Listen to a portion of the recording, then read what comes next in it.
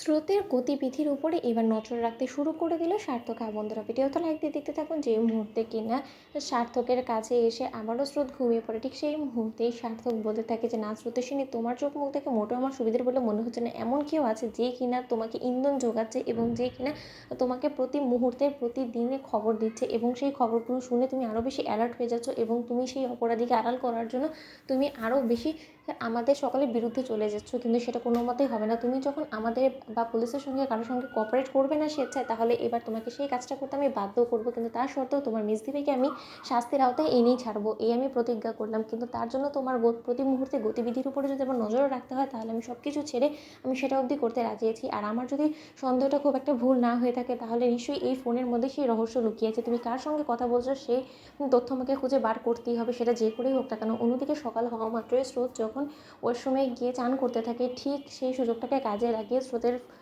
ফোনের পাসওয়ার্ড খুলে যখন বারবার করে স্রোতের ফোন চেক করার চেষ্টা করতে থাকে সার্থক, ঠিক সেই মুহূর্তে স্রোতস্বিনী বের হওয়া মাত্রই সার্থকের কাছ থেকে ফোনটা কেড়ে নেয় এবং বলতে থাকে যে সার্থক, এটা কী রকমের বেয়াদবি বলো তো?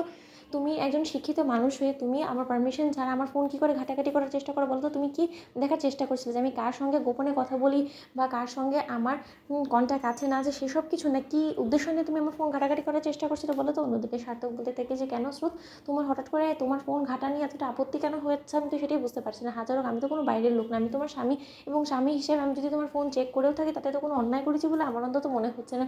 অন্যদিকে সার্থককে স্রোত বলতে থাকে যে অবশ্যই তুমি এটা অন্যায় করেছো, কারণ তুমি আমার স্বামী হলে তুমি এটা ভুলে যাও না যে প্রত্যেকটা মানুষের কিন্তু কিছুটা প্রাইভেসি থাকে, এবং তুমি আমার প্রাইভেসি নষ্ট করে কিন্তু তুমি সত্যি আমার চোখে অনেকটা নিচে নেমে গিয়েছো। আমি কোনোদিনও ভাবতেও পারিনি যে তোমার মতন একটা শিক্ষিত মানুষ এরকম ঘিন্ন, মানে একটা নিকৃষ্ট প্রজাতির মানুষে পরিণত হবে শুধুমাত্র তুমি আমার মেজদি ভাইকে শাস্তির আওতায় আনার জন্য। তুমি আমার পেছনে হাত ধুয়ে পড়েছো। তুমি কি মনে করছো এরকম করে তুমি আমাকে পুলিশের সামনে নিয়ে দ্বারস্থ করলে আমি সব কিছু গড় করে পুলিশের কাছে সব সত্য বলে দেবো? সেটা কোনো মতে না। রীতিমতো আমি তোমাকে আরও বেশি বিপদে ফেলে দেবো। আমি পুলিশকে এটাই বলবো যে তুমি যা কিছু পুলিশকে তথ্য দিয়েছো সেটা সম্পূর্ণরূপে ভুয়া এবং বানোয়াট। তখন পুলিশ তোমার কী হাল করবে তুমি নিশ্চয়ই বুঝতে পারছো। যে পুলিশকে গোমরা করার দায় কিন্তু তোমাকে আরও পুলিশ হাজতবাস করাতে পারে। তাই তুমি যদি নিজের কাজকর্মগুলো না শুধরাতে পারো, তাহলে কিন্তু বাধ্য হয়ে তোমাকে শাস্তির আওতায় আনতে হবে। সেটা নিশ্চয়ই তুমি চাও না যে আমি তোমার সঙ্গে এই কাজটা করি। তাহলে দোহাই তোমার, তুমি প্লিজ আমার থেকে দূরত্ব বজায় রাখো।